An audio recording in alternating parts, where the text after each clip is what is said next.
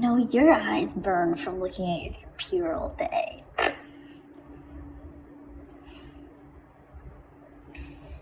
In a shocking turn of events, my hair actually looks kind of cute on a filming day.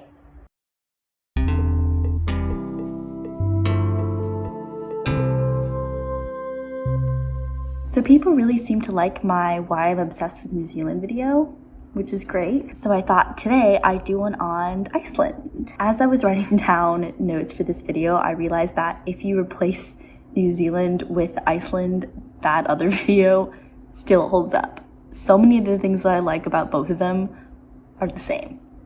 So if you watch that one, strap in for some intense deja vu. 1, let's start with the obvious. Iceland has dope-ass landscapes, just like New Zealand. I went to Iceland in March 2018 and was really going through a time-lapse phase. Who am I kidding? I'm still in my time-lapse phase. Just look at these clouds. Aren't they beautiful? So yeah, have fun being distracted by that for the rest of this video. I'm gonna make this 1.5. New Zealand and Iceland both only have one native land mammal. For New Zealand, it is the bat, and for Iceland, it is the Arctic fox. How cute. 2, they both have geothermal hot springs.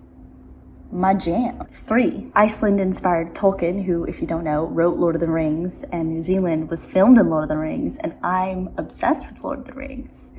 So, okay, now we're gonna do the real things. 4, Iceland has a dope-ass woman prime minister, just like New Zealand.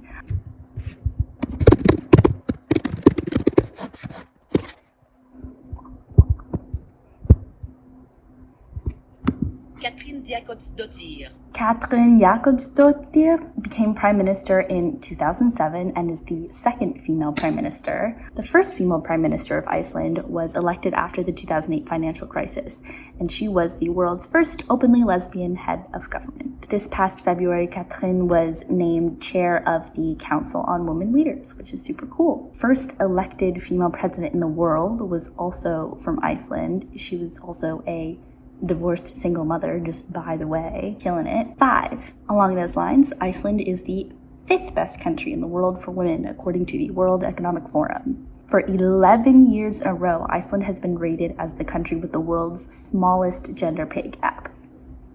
They also have 9 months of parental leave for all employees in Iceland, and gender equality is required to be taught in schools throughout all levels of education. Public university, free, by the way. 6, Iceland and New Zealand are some of the happiest countries on earth, both being in the top 10 according to the World Happiness Report. Iceland comes in 4th and New Zealand 8th. Wow, a country with gender equality is happier? What a coincidence. 7, ooh, this one is exciting, I like this one. The Icelandic government has approved the use of 39 well-being indicators, similar to New Zealand, which I talked about in that other video. The Prime Minister said, GDP and economic growth are certainly important metrics and will continue to be so, but these factors do not tell the whole story about people's quality of life and the success of communities. It is important to have metrics that take the environment, society, and economy into account.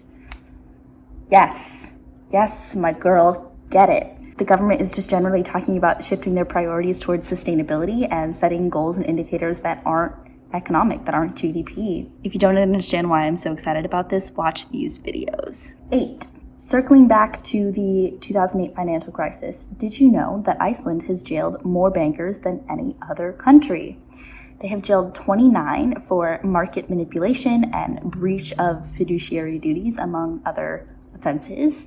The US, meanwhile, has only jailed 1, and the UK, 0. The business community often warns that cracking down will hurt the economy, but besides the fact that economic indicators aren't all they've cracked up to be, again, see previous videos, Iceland shows that's just not true. Their economy has continued to stabilize and grow as they continue to enforce corporate accountability.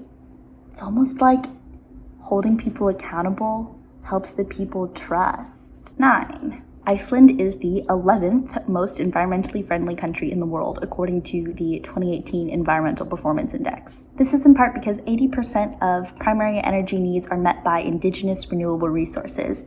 73% hydro, and 26.8% geothermal, for a total of 99.8%. 90% of homes are heated by that geothermal energy. Fossil fuels are still used in the transportation industry, but they are rapidly shifting to electric cars and making their boats more efficient. And this is all despite having the highest energy consumption per capita by like a lot. Imagine not having to feel guilty about using electricity.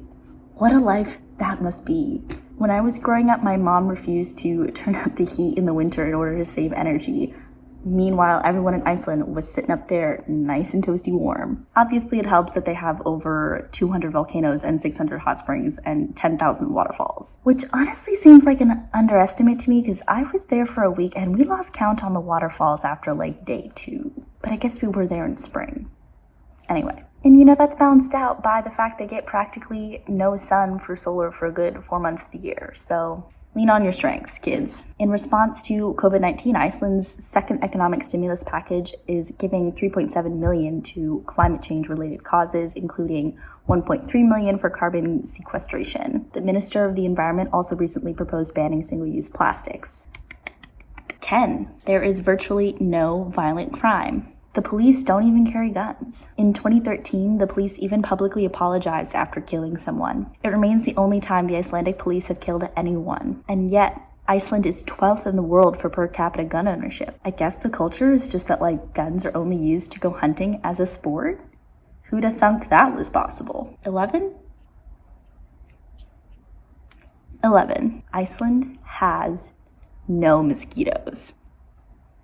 That's right. So I think if we've learned anything here, it's that I've got a weird thing for small island nations with tourism-based economies, kick-ass women leaders, and Lord of the Rings connections. But in all seriousness, I think Iceland is doing a really great job of pursuing systemic change for environmental justice, taking on the challenges of climate change and equality. Nobody is perfect, but honestly, I just like to see that someone is trying. If you like Iceland or waterfall time lapses or jailing irresponsible bankers, then I think that means you are contractually obligated to like this video.